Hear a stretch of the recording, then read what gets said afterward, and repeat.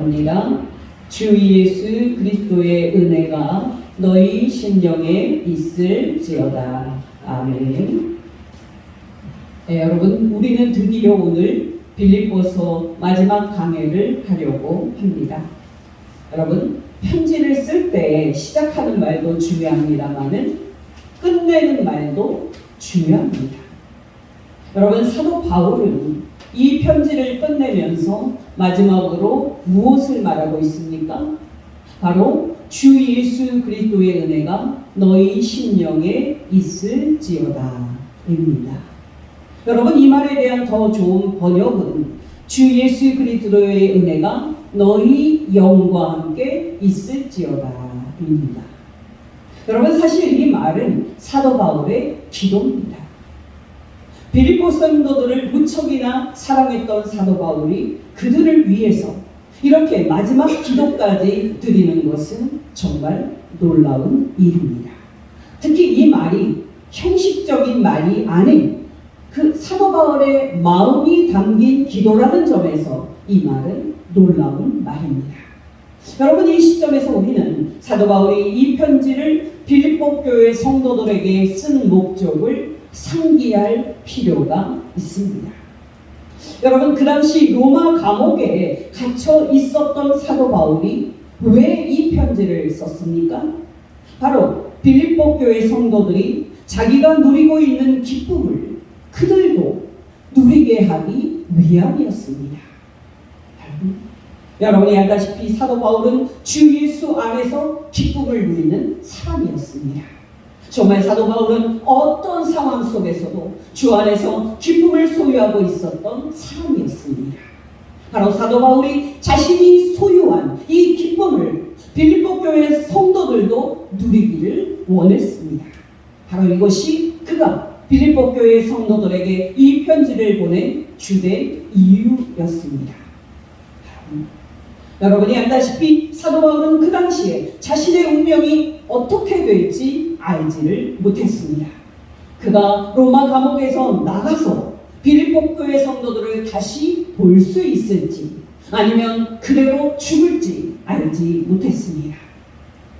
여러분, 사람이 가장 힘들어하는 상황이 어떤 상황인지 아십니까?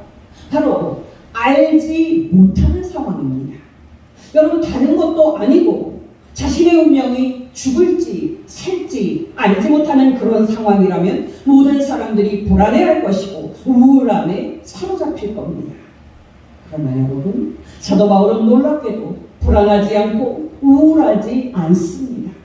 왜냐하면 자신이 죽을지 살지는 알지는 못하지만 어떻게 되든지 자신이 주 예수 안에 있음을 알고 있었고 혹 죽더라도 그것은 자신이 주 예수 그리스도와 함께 있기 위해서 이 세상을 떠나는 것임을 알고 있었습니다. 바로 이 알미 있었기 때문에 그는 생사의 문제는 알지 못했지만 결코 불안함을 느끼지 않았고 주 예수 안에서 기쁨을 누렸습니다. 바로 이 놀라운 기쁨을 빌립보 교회 성도들에게도 나눠주는 것이 그가 이 편지를 쓴 목적이었습니다. 여러분이 알다시피 사도 바울은 우리가 이 세상에서 기쁨을 빼앗길 수 있는 다양한 이유들을 하나도 비껴감이 없이 다 이루었고 또 그것을 다 다루었고 빌립보 교회 성도들이 어떤 상황에서도 어떻게 항상 기뻐할 수 있는지 교리들을 상세히 말했습니다. 그렇다면 여러분, 주 예수 안에서 항상 기쁨을 누렸던 그가 정말 빌립보 교회 성도들도 주 예수 안에서 기쁨을 누리기를 원했던 그가 어떤 말로 편지를 마감하는 것이 적절하겠습니까? 바로 주 예수 그리스도의 은혜입니다. 바로 이 이유 때문에 그는 이 놀라운 기도를 마지막으로 말하고 있는 겁니다. 주 예수 그리스도의 은혜가 너희 심령에 있을지어다. 아멘.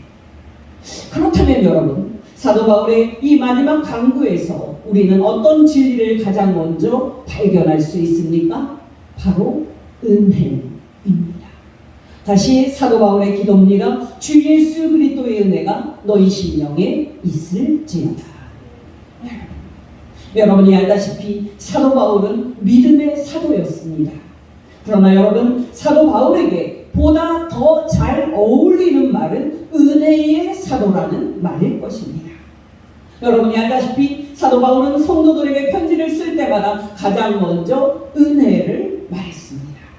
더 정확하게 말한다면 사도 바울은 말만 하면 첫째도 은혜였고 둘째도 은혜였고 셋째도 은혜였습니다. 어떠십니까? 여러분도 신앙 이렇게 떠올리면 사도 바울처럼 가장 먼저 은혜가 떠오르십니까? 분명히 그렇지 않을 겁니다. 왜냐하면 우리 사람은 은혜 받은 것을 너무 쉽게 잊는 본성이 있기 때문입니다. 정말 여러분, 우리가 날마다 성령 충만하지 않으면 늘 쉽게 잊어버리게 되는 것이 바로 은혜입니다. 저는 요즘 새벽 기도 때마다 민수기를 읽고 있는데요. 은혜를 잊고 사는 이스라엘 백성들의 모습에 충격을 받습니다. 여러분이 알다시피 이스라엘 백성은 애굽에서 노예로 고통스럽게 살았습니다.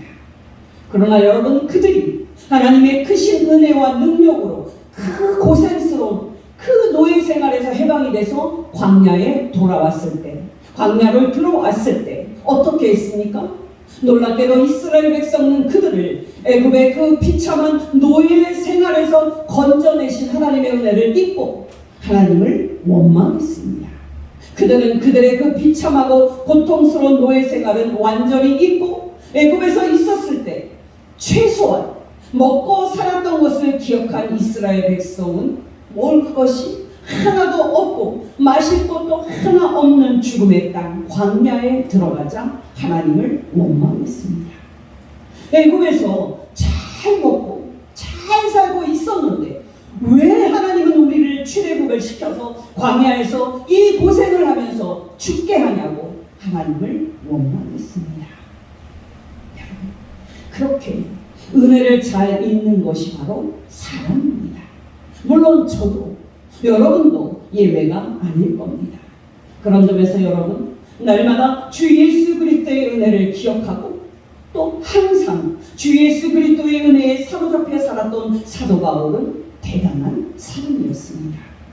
여러분도 정말 사도 바울처럼 날마다 주 예수 그리스도의 은혜를 잊지 않고 그 은혜를 기억하고 있습니까? 정말 여러분도 사도 바울처럼 날마다 주 예수 그리스도의 은혜에 사로잡힌 심령으로 살고 있습니까?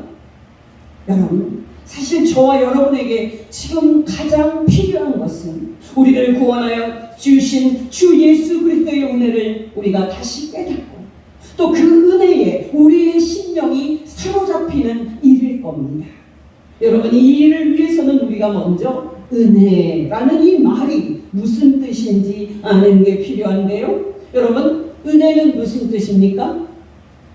여러 의미를 말할 수 있습니다만은 가장 정확한 뜻은 받을 자격이 없는 사람에게 주어지는 자발적인 은총이 될 겁니다. 놀랍지 않습니까?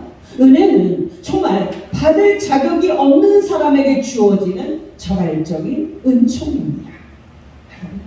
여러분이 놀라시겠지만 한국교회 성도들이 가장 많이 잊고 산 것이 바로 이 은혜입니다.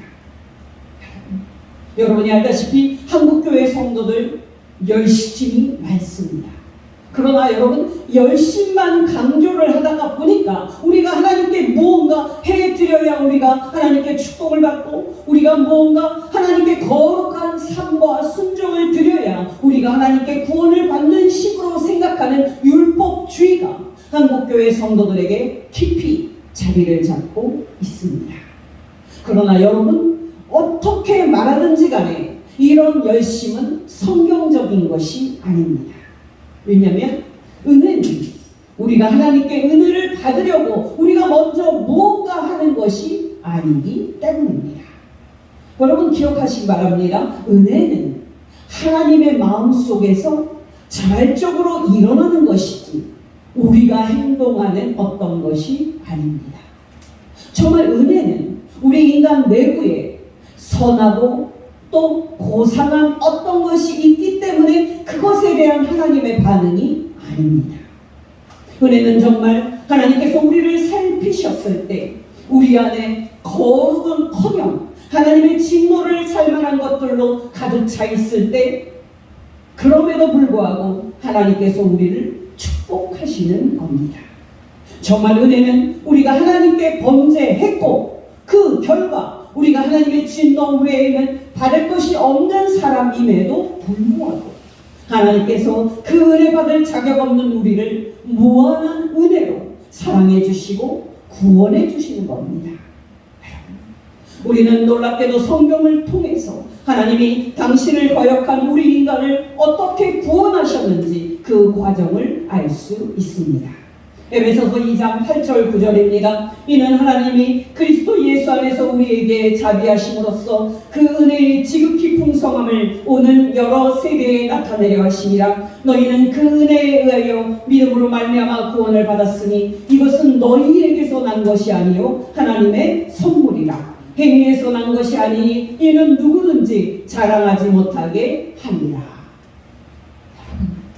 놀랍지 않습니까? 은혜를 가능하게 하는 것은 바로 하나님의 자비, 하나님의 자비였습니다.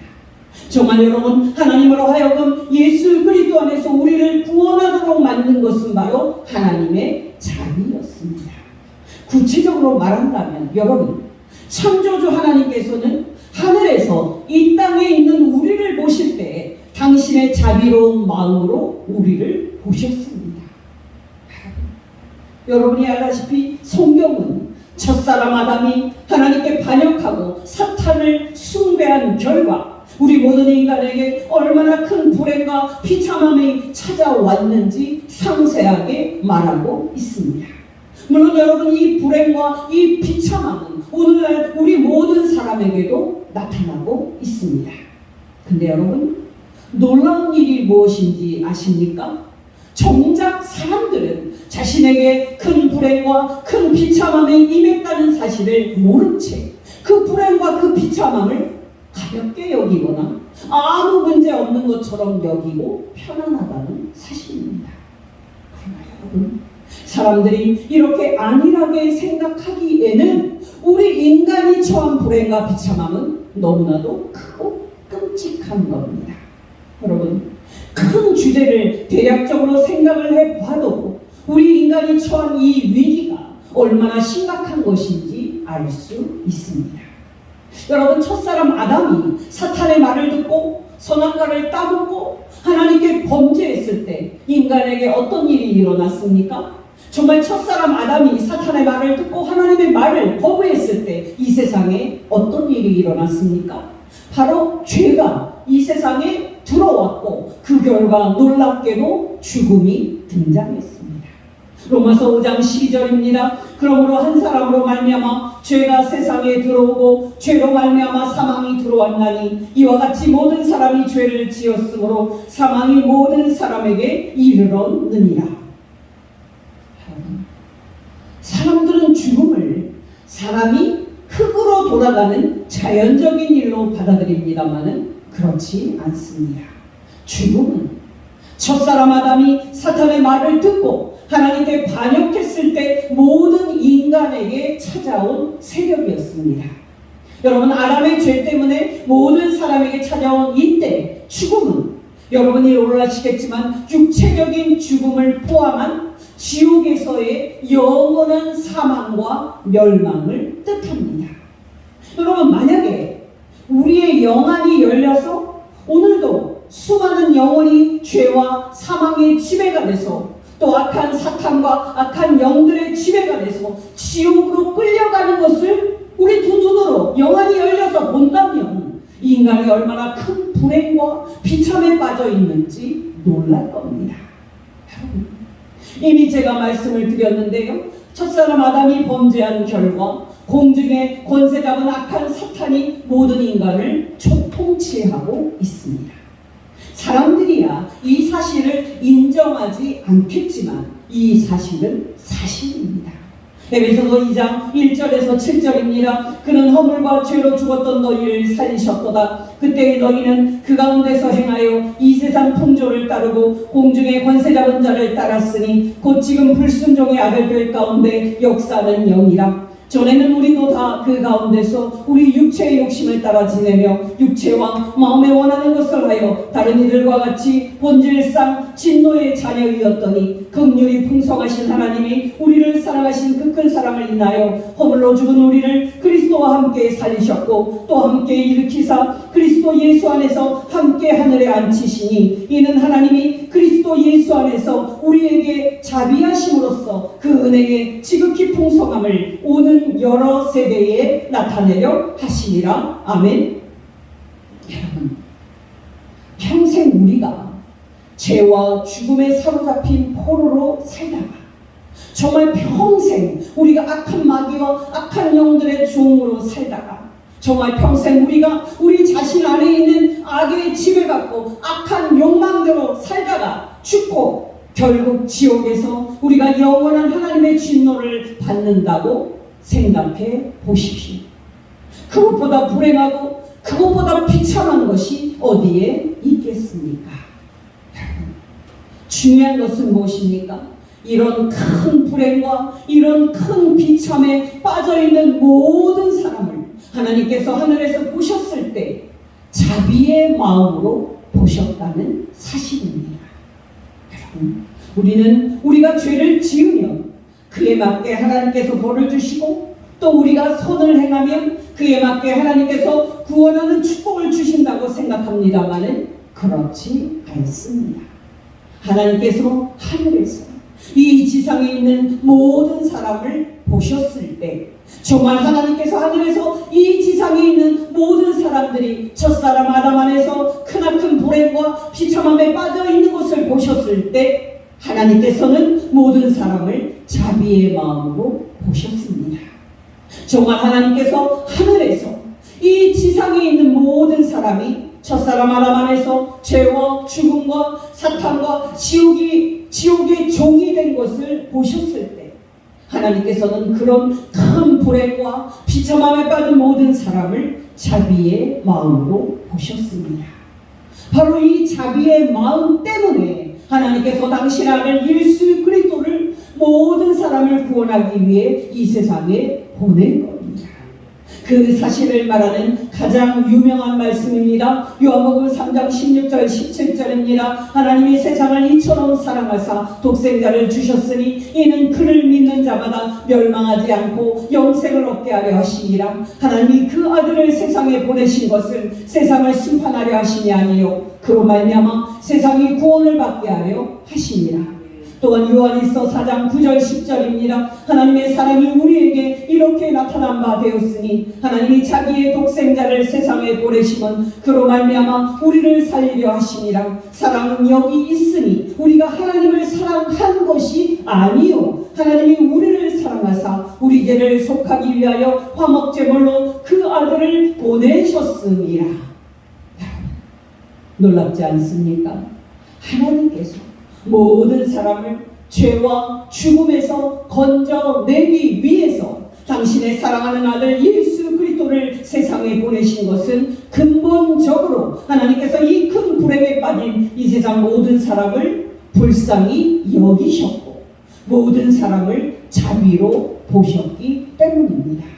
정말 하나님께서 모든 사람을 사탄과 지옥에서 건져내기 위해 당신의 유일하신 독생자 예수 그리스도를 십자가의 화목 제물로 세우신 것은 근본적으로 하나님께서 이 비참한 큰 비참에 빠진 이 세상 모든 사람을 긍휼히 여기셨고 모든 사람을 자비로 보셨기 때문입니다. 그렇다면 여러분, 우리는 이제 이 질문을 해야 합니다. 여러분, 우리는 어디에서 우리에게 자비를 베푸신 하나님의 은혜를 볼 수 있습니까?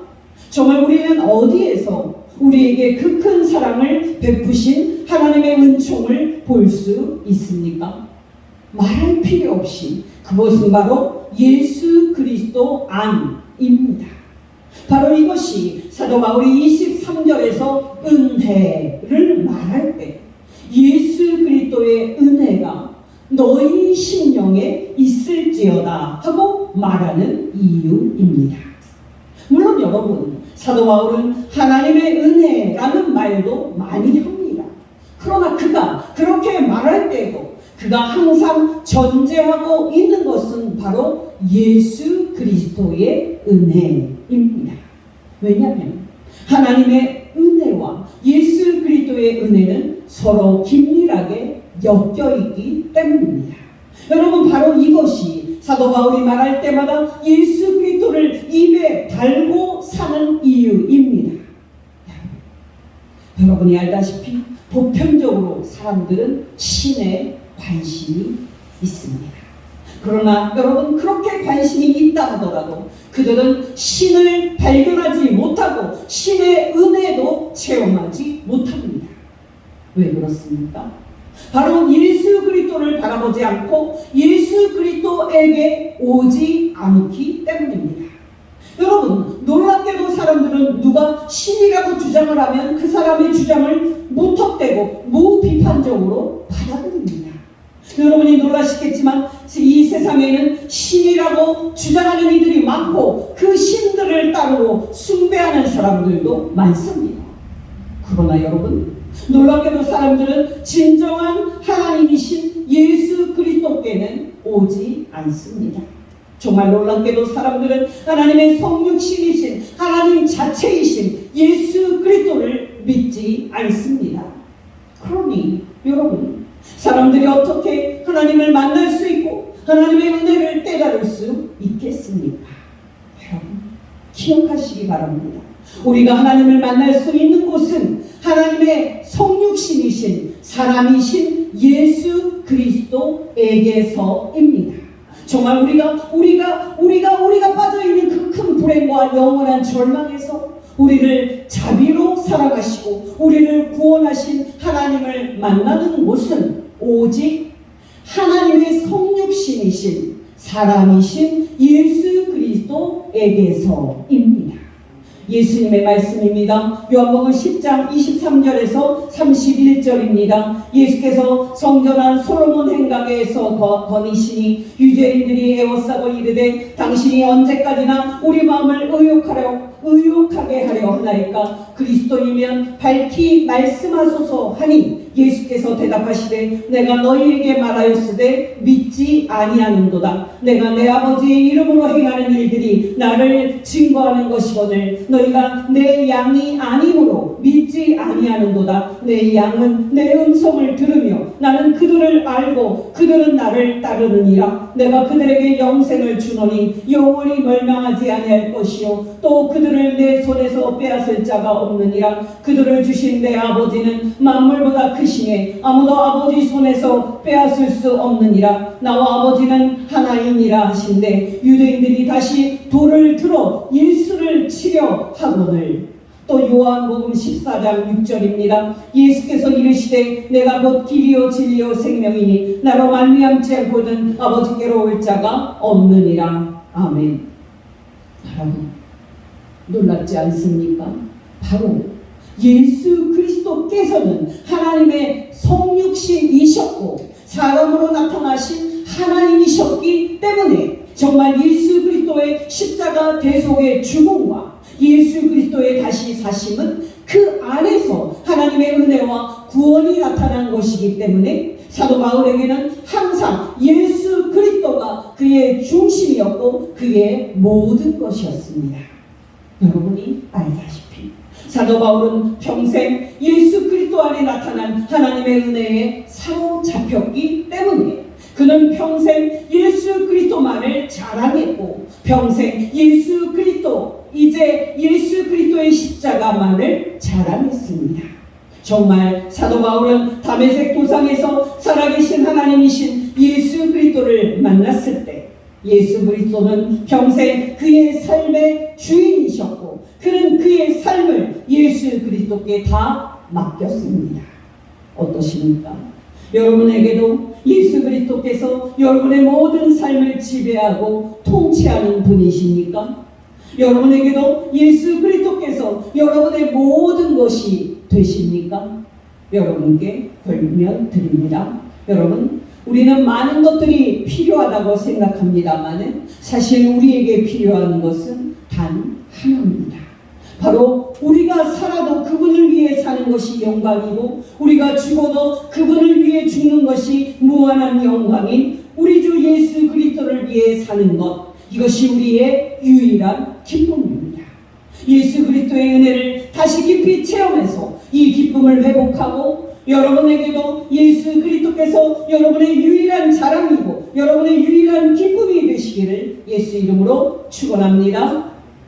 여러분, 이제 사도 바울이 하고 있는 이 기도의 두 번째 부분을 생각해 봅시다.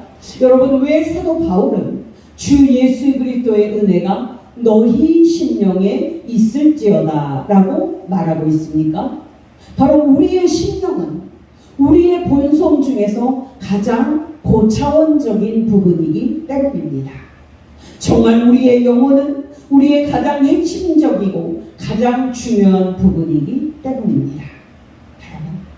여러분이 알다시피 우리 인간은 몸과 영혼으로 구성이 되어 있는데요. 단연 영혼은 그 중에 가장 고차원적인 부분입니다. 몸은 우리를 구성하고 있는 물질이지만 영혼은 놀랍게도 우리가 첫사람 아담 안에서 타락했음에도 불구하고 우리 자신과 하나님 사이를 연결시켜주는 일종의 고리입니다. 정말 인간 내부에 있는 이 보이지 않는 영혼은 우리의 죄와 타락에도 불구하고 여전히 우리를 동물과 구별시켜주는 것이고 우리가 그것을 통해 하나님과 사귐을 갖게 되는 부분입니다. 다시 말씀을 드리면 궁극적으로 우리의 삶 전체를 지배하고 있는 것은 바로 우리의 영혼입니다. 바로 이 이유 때문에 사도 바울이 주 예수 그리스도의 은혜가 우리의 영혼을 지배하기를 기도하고 있는 겁니다. 어떠십니까? 여러분은 여러분의 전체의 삶을 지배하고 있는 것이 바로 여러분의 영혼임을 알고 있습니까? 여러분께 이렇게 다시 질문을 드립니다. 여러분은 날마다 생활할 때 여러분의 마음과 영혼의 상태를 은혜로 채우고 은혜롭게 유지하는 데 힘쓰고 있습니까? 여러분, 보통 사람들은 자신의 영혼의 상태보다 자신의 행동이 중요하다고 생각을 합니다만은 실상은 그렇지 않습니다. 이 사실을 잘 표현하고 있는 말씀이 바로 잠언서 16장 32절입니다. 노하기를 더디하는 자는 용사보다 낫고 자기의 마음을 다스리는 자는 성을 빼앗는 자보다 나으니라. 놀랍지 않습니까? 여러분이 알다시피 인류의 역사에는 위대한 지성을 소유한 지성인들이 많았고 용맹한 왕들과 군사 지도자들이 많았습니다. 그러나 여러분, 그들 중에서 얼마나 많은 사람이 자신의 마음을 다스릴 수 없었기 때문에 모든 것을 망쳤는지 모릅니다.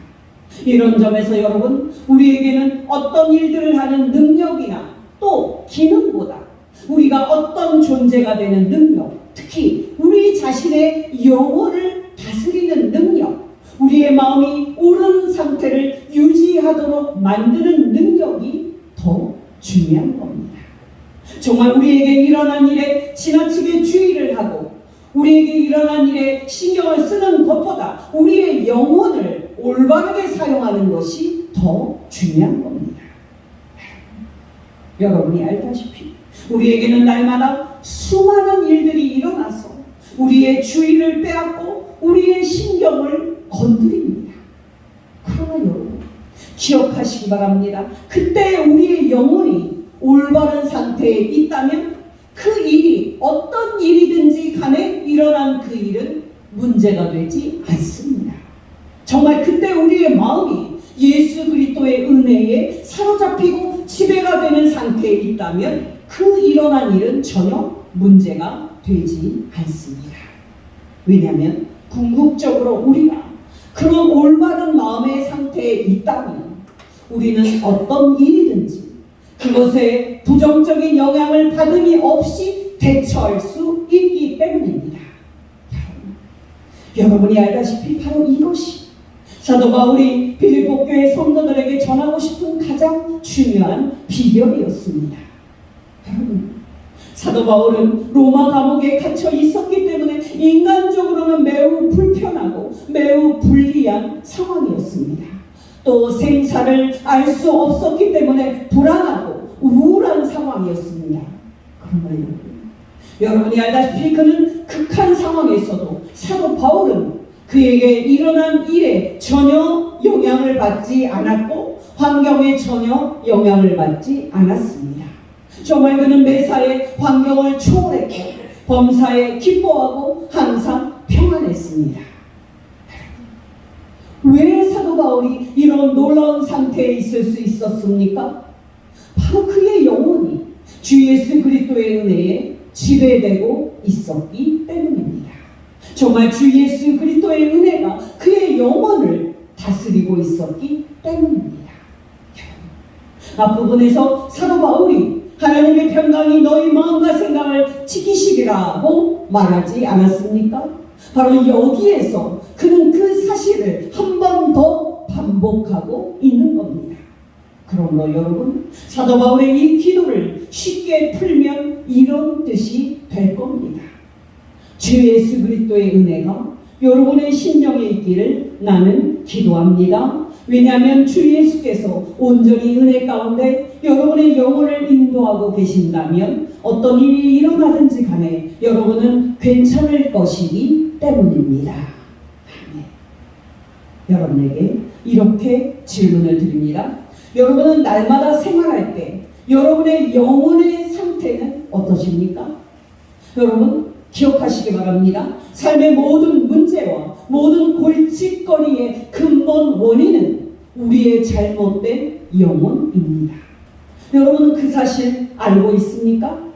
여러분 정직하게 말해서 우리 마음속에서 올라오는 악한 생각과 악한 정욕이 우리의 모든 문제의 근원이지 않습니까? 정말 우리 마음속에서 일어나는 잘못된 인식과 또 불평, 불만과 시기와 질투가 우리를 괴롭히고 문제를 일으키는 주범이지 않습니까? 우리의 영혼이 맑고 순수하다면 우리가 얼마나 잘 많은 불행과 많은 비참을 피하겠습니까?